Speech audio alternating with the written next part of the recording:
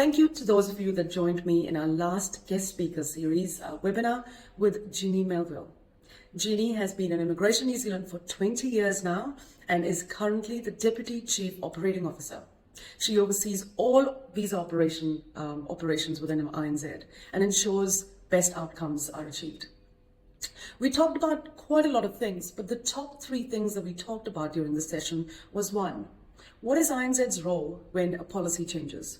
So policy is set by the government. What is INZ's actual role in that space? And Jeannie explained the inside workings of how that looks like.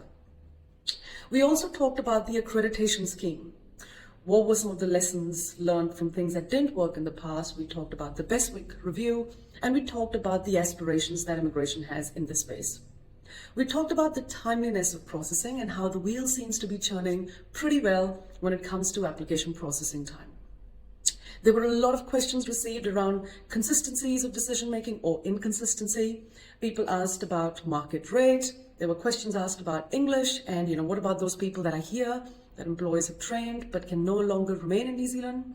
But most importantly, I did ask a question, in fact, posed a point for Jeannie to take away, which is how will immigration be able to use a different lens for processing applications for good employers that are trying to do the right thing versus those employers that are trying to exploit the system? Surely it can't be one lens for all.